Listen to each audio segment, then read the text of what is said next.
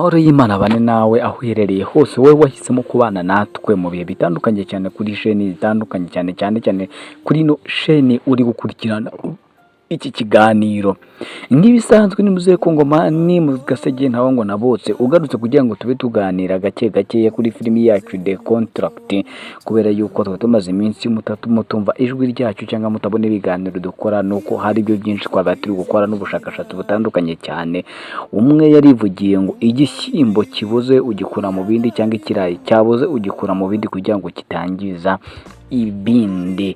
Umuntu umwe yaciriye umugani umwana we aramubwira ngo ese ufashe umufuka w'ibirayi ukabikuramo ugasigazamo ikirayi kimwe, waba usigaranye ibi? Wavuga ko ufite ibirayi?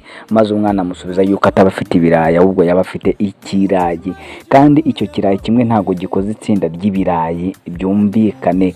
Undi munyarwanda aravuga ngo igiti kimwe si ishyamba, kugira ngo byitwe ishyamba bigomba kuba bigize ute, bifite itsinda bibarijwemo. No kuvuga ngo rero iyo umubyeyi abyaye akabyara abana benshi cyane, iyo umwana umwe atangiye kugaragara yuko atashaka kugendera mu nzira z'umusaza cyangwa za papa wiwe, avanwa mu bandi bana akirukanwa. Reka mbabwire akantu kamwe, nababwiye yuko ibiganiro byacu bigenda bihuza n'ubuzima busanzwe ndetse no kuri Bibiliya, kandi ubwo nanabahaye ikaze aho muherereye hose mwumve ko twinjiye muri cya kiganiro The Contract.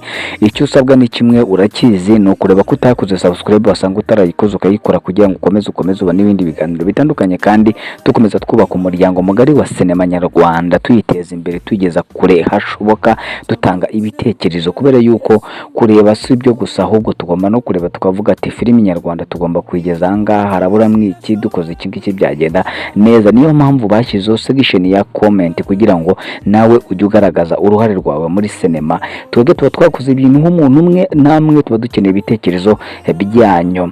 Naho rero twari tuvuze ngo umubyeyi umwe yabyaye abana benshi cyane, tugiye kubivuga ngo hari igihe cyabayeho umubyeyi umwe uvugwa muri Bibiliya ahereza abana imitungo yiwe. Umwana umwe w'umuhereza aravuga ati dawe ndashaka mumpe ibyanjye byose byakagombye kuba mumpereza, nimumara kubimpereza maze mbikoreshe uko mbishaka. Maze umusaza arabifata arabimuhereza, ariko uwo mwana ntibyatinze kabiri kuba yarafashe bya bintu bye byose akabigurisha, maze akigendera imahanga. Agezeyo ubuzima buramusharira, kumwe bavuze ngo amahanda aramuhanda koko. Amafaranga amaze kuyajyanye yose, amaze kubirya byose abimazemo, ajya gusaba akazi ko korora ingurube cyangwa kuragira ingurube, maze akajya asangira nazo. Igihe kimwe inzara imuriye, yicara yitekeza, asubiza ubwenge inyuma, abona yuko hari ikintu yabuze, hari ikintu yataye agaciro kiwe yagataye. Yikuye mu rugo asubira mu rugo, maze isa amubonye ku irembo ahita amwakirana yombi, amubagira ikimasa kibyibushye ndetse amuhereza n'ibindi byinshi cyane, n'impeta ndetse n'ikanzu ihenze y'umuhengeri. Nuko bimeze rero. Umubyeyi umwe rero uri kuvuga mu ino nkuru yacu ya The Contract, umubyeyi bita Tayiga ufite abana babiri, Renzo ndetse na Bobo. Aho ubu ntituzi neza umubyeyi wundi yaba yaragiye, ariko iyo tubirebye ukuntu tukareba imyaka ya papa wabo tukareba n'imyaka y'abana, ahari yasanga umubyeyi yaritabye Imana. Ariko ibyo ngibyo nabyo turi kubikoraho ubushakashatsi, tubicukumbura kandi kugira ngo tumenye ahantu yaba yaragiye. Se yaba yaragiye imahanga, cyangwa iyi sendika yabo niyo yaba yaramuhitanye bitewe n'amakosa uno mugabo yigeze kujya akora menshi cyane yo kuba afite amafaranga y'abantu, nayo ashobora kuba yaba intandaro y'uko ari wenyine, ari kurera abana wenyine. Rimwe rero umugani yavuze yuko umuntu ngaramutse avuye mu ntara akagera ahantu kuri Nyabarongo agasanga ikirara cyacitse, yakora iki? Ngo no gusubira inyuma, maze arangije avanga ikirara kibakwa mu mezi make cyane, n'amezi 5. Ibyo yabikuye ko kubera ko yamaze guca umwana wiwe, kubera ko umwana wiwe yanze kugenda nk'uko yagendaga. Ibi bishatse kuvuga iki? Ubundi umubyeyi yabyaye abana babiri, ntabwo abana babiri bose bafata imico y'uwo mubyeyi umwe nk'uko abyifuza, ahubwo buri umwana wese ashobora gufata imico itandukanye n'iyundi, kubera yuko baba barabyawe n'ababyeyi babiri kandi bafite imico itandukanye. Nimba Renzo yumvikana na se 100%, bivuze ngo niwe yakurikije 100%. Nimba business yumva yakora buri kimwe cyose kugira ngo business igende neza, yakurikije papa wiwe. Mu gihe Bobo we nimba yumva ko business atayikora mu buryo nk'ubwase, ahubwo agomba kuyikora mu nzira ziwe z'umucyo, ntago byumvikane ko uyu mubyeyi wiwe w'umumama mama niwe Bobo yaba yarakurikije ijana ku ijana. Nizere ko ibi bintu muri kubyumva rero. Imico y'aba bantu rero ni gutyo twamaze kwikoraho ubushakashatsi kubera ko papa Bobo kuva ku ntangiriro ntabwo yumvaga ko Bobo yabanaga na Ariel cyangwa wa musheri wiwe uvuka kwa pasiteri, bitewe nuko yari yaramaze gusinyanya ibisezerano n'undi mugabo umwe uba muri sendika yabo, ariko iyo sendika ikaba atari mu gihugu cy'iwe, ikaba iri mu gihugu cyo hanze. Bakorana ubucuruzi bwabo bw'amasemagaringi cyangwa bw'amagendo n'ibiyobyabwenge ndetse n'imbunda no gucuruza ibice by'imibiri by'abantu, nk'uko nagiye mbibabwira mu bindi biganiro bitandukanye twagiye ducisha kuzi chaîne zitandukanye. Ngaho nguko rero ukuntu byimeze rero, ubwo Bobo yamaze gucibwa nk'uko mwabyiboneye avanwa mu rugo. Uyu munsi Renzo niwe wari uri gushaka kumenya impamvu, maze yakuyemo ikintu gikomeye cyane cy'uko papa wiwe ashaka ko umukobwa bita Peri ari we ugomba kubana n'umukungu bita Bobo, ariko Bobo we akaba yaramaze kumenya yuko ingoyi cyangwa umuco wo gushakirwa na base wamaze gucika cyane, ahubwo dusigaye buri muntu wese yishakira ndetse akigererayo, kubera ko umwenda wari ucingirije ahera watabutsemo kabiri. Ubu ni ukuvuga ngo buri muntu wese agomba kurya ifi yirobeye, nta muntu ugitekereza cyangwa ugitegereza uko bajya kumurobera agafi kiwe kugira ngo akarye, ahubwo niwe wishyiriramwo ubwe bushatse kugira ngo mbere. Urabizi yuko umugabo yagendaga akazana ayahura n'undi mugabo bakasezerana bagakwera mu kabari, maze ukazabona bakuzaniye umugore ati uyu niwe mugore wawe. Ariko ubu ngubu ntabwo bigiye, ari kubera uko twese twamaze gukora n'imitima yacu isigaye ihitamo uko twebwe tubishaka.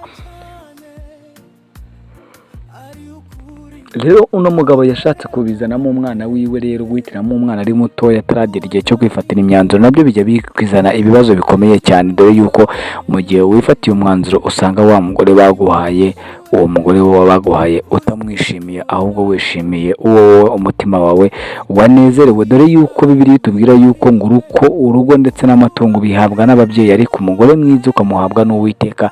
Niyo mpamvu umutima wacu bitewe no gukorana n'Uwiteka, kandi mujye mwibuka ko urukundo n'umwuka wera ni ibintu bibiri biba bigendana cyane ku bantu b'Imana, ndetse biza bikabahitiramo igikwiriye.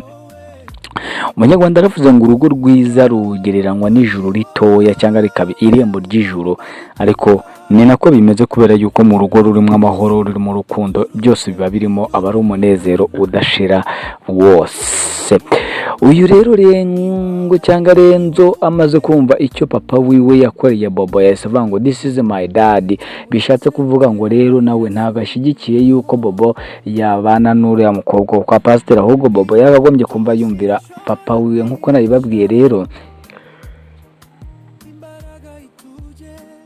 imico y'aba bahungu yose iratandukanye, ariko bahuriye kuri papa ndetse na mama, ariko ubu bose bagiye bafata imico yo ku mpande zitandukanye. Bobo ikigaragara we yakurikije mama wiwe, mama wiwe yari umunyamahoro kandi akunda ukuri ndetse arwanya ikibi. Ni no mpamvu Bobo rero mwibuke n'inshuro nyinshi cyane bamubwiye ngo ajye kugambanira Kiramani cyangwa Kamirewo kugira ngo abashe kuba yamukorera ibintu bibi. Nyuma yuko Kamirewo rero yameye gufata akazi, urumva ko Bobo nta kintu bari bakimukeneye, niyo mpamvu bahise bamujugunya kubera yuko yabaye yuzureze cyangwa ikintu kidakenewe mu muryango wabo. Ariko baba bibeshya cyane, burya bavuga yuko n'ukandagira agahunga adahonyora, kandi iri zaba imbuto ritajya rimungwa. Umuntu wamwanga none, ariko ejo ugasanga niwe ukeneye.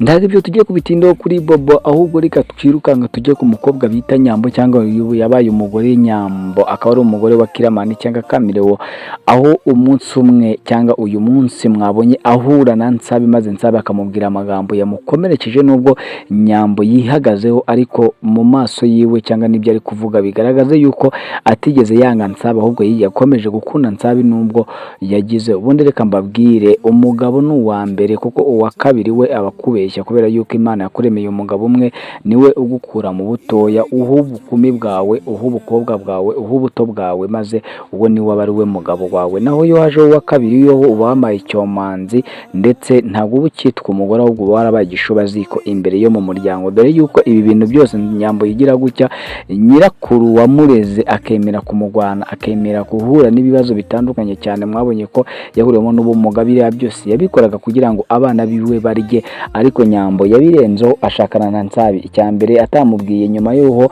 abatandukanye na Nsabi ajya gushakana n'uwo yita ko wamushakiye akazi. Ibyo bintu byose rero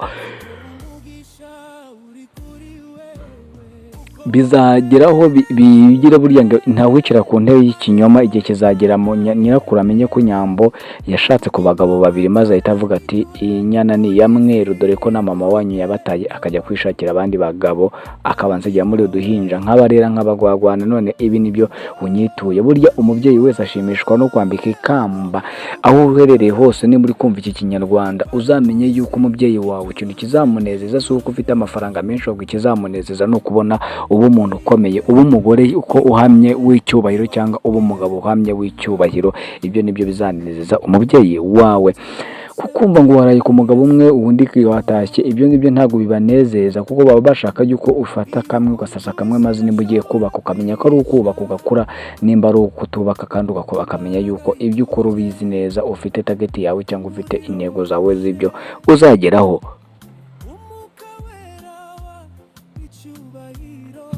Hanyuma y'ibyo rero Nyambo we yamaze guhura na Nsabi. Nsabi yamweretse yuko atakimukeneye, kandi koko byari ibyo ko Nsabi aturi no mutwaro ukomeye yo kuri Nyambo, dore ko ni igihe kinini gitandukanye cyane Nsabi yabaye mu buribwe, ari muri depression yuko yabuze umukunzi wiwe, maze ariko Imana itareba nk'abantu yamwoherereje undi mukunzi mwiza kandi ufite ubwiza n'uburanga burenze ndetse n'ubwa Nyambo, ndetse kiretse kuri icyo aza afite amafaranga aruta Nyambo, dore ko uyu mugore wa kabiri wa Nsabi yamuzaniye umugisha ukomeye, dore ko byatumye Nsabi ahumuka, maze guhumuka abona ko ifite ukuboko gufite impano yo guteka, maze atetse ibiryo umunyamahanga biriyeho yumva ni danje, yumva ni byiza cyane, maze bahitamo kuba bakora business. Ubu ngubu turi kuvuga yuko Nsabi agiye kujya yitwa CEO cyangwa chairman wa hoteli, imwe muri hoteli zikomeye mu mujyi Nsabi atuye mwaka kanya. Tutarazi nimba ari Kigali cyangwa akaba ari undi mujyi wa Musanze cyangwa niki, ariko reka tuwite Kigali. Akazaba afite restaurant cyangwa hoteli ikomeye hano mu mujyi wa Kigali, akuye mu kwihangana nuko Imana yabonye amarira yiwe ikayaha agaciro, bitewe nuko yasuzugujwe ifaranga. Imana igomba nayo kuba yamugarurira agaciro kiwe ikoresheje amafaranga. Nuko rero bimeze rero Nsabi rero ubwo agahinda kiwe Imana amaze kukumva irangije avuga ati mwana wanjye, igihe waririye kirahagije, iki nicyo gihe cyo kuba nawe wakitwa umugabo uhamye kandi ufite amafaranga, udasuzugurwa na buri umwe wese, utambutse ngo uri umukene. Nubwo Nsabi afite intego zitandukanye, benshi baracyamurebera muri ya kota, ariko imyenda nta kivuze, kubera ko nuko n'Imana igiye kuguhamagara ntabwo ireba ko aho uturuka, ntirema ibyo wambaye, ahubwo ikugirira neza ititaye ku uriwe, ititaye ku byo ukora byose. Nkunda kubwira abantu ngo buri muntu wese afite marayika w'Imana yamuzaniye, ndetse Nsabi twavuga yuko no mukunzi we wa kabiri cyangwa uru rukundo rwa kabiri rwiwe rwamubereye umugisha. Twavuga ariko nka marayika wamanutse mu ijuru azaniye Nsabi ibisubizo byose, dore ko Nsabi yari amaze iminsi yihebye.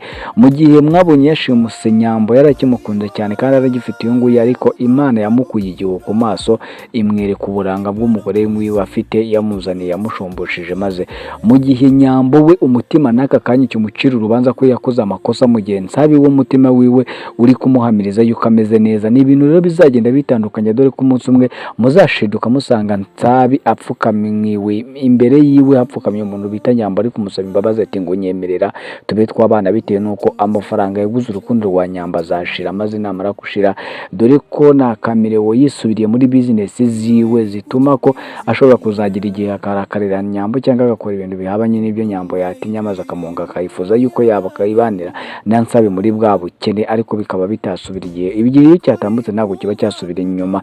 Dore ko mu gihe Nyambo yari yicaranye na Jojo ari kumubwira ibyiza Imana iri gukorera Nsabi, Nyambo yumvishe ko ari ibintu by'ibikabyo nkuru kugira ngo bamurishe umutima we, cyangwa Nsabi akaba yarabibwiye Jojo kugira ngo Nyambo nabyumva umutima we umurye abo wamucira imanza, ariko ntabwo ari uko bimeze.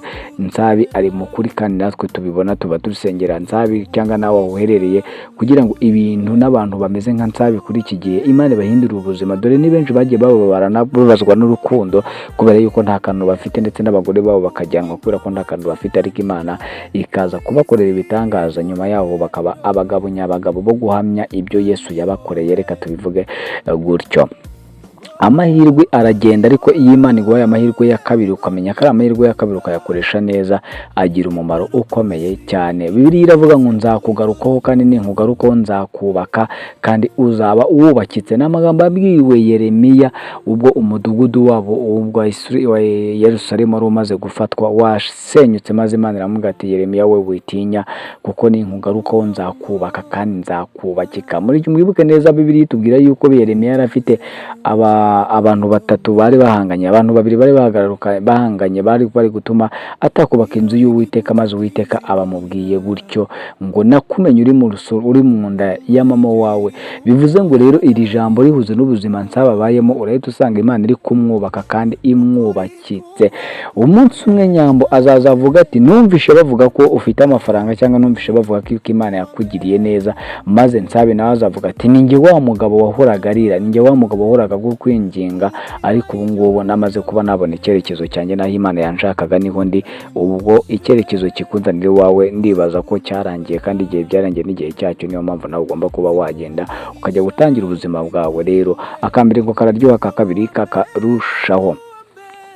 Rero ntabwo twatandukana tutababwiye ko mitsutsu byamucanze, ntabwo tuzi neza mitsutsu, ariko reka mbabwire murabizi ko mitsutsu rimwe na rimwe usanga izasose cyangwa bitari neza, ugasanga ari kuvuga ibintu bihabanye, dore ko ibyo yabwiye Bijobija byatumye Bijobija agira ikibazo gikomeye cyane, dore ko yahise agenda gutunganya umukobwa yamubwira ngo nibiki waba warakoreye Mitsutsu cyangwa nibiki waba wakoze, kubera ko Mitsutsu yavuze yuko bamuhaye urwandiko rumwirukana mu nzu, kandi Mitsutsu yikundiraga umukobwa wa Landirode. Ese utekereza ko Mitsutsu ibintu yabwiye Landirode bimeze bite, dore ko Mitsutsu na Nana bari bamaze iminsi bari rurimbirimbiri bakundanye urukundo rukomeye cyane, akansa kuba Mitsutsu akaba yari kuririra Bijobija ko umukobwa we cyangwa inzu yiwe cyangwa umukobwa we bagiye kuba batandukanye bitewe niyo mpamvu. Ubitekereza iki? Niyo mpamvu hari section ya comment, wowe dutera igitekerezo cyawe tubwire ko wowe kubyumviye ibintu, ndetse nuko ibintu byakagombye kuba byagenda nabyo biba byemewe. Ngere muze Kongomane Gasege nawo ngo na bose rero kora subscribe kugira ngo uzabone ibindi biganiro by'ubutaha. Ciao ciao, ndabakunda. Ari ukuri uwambere muwambere uwatora nijue umutima ijuru ryabonye kandi mubushuwe urukundo wera ziko umugisha uri kuri wewe uko uwambere muwambere ari uwo Imana yemeye ubugingo bwatoranijwe muisiri mu rugendo kandi wowe wani wowe ugomba gukunda impano ku isi iturutse mu ijuru.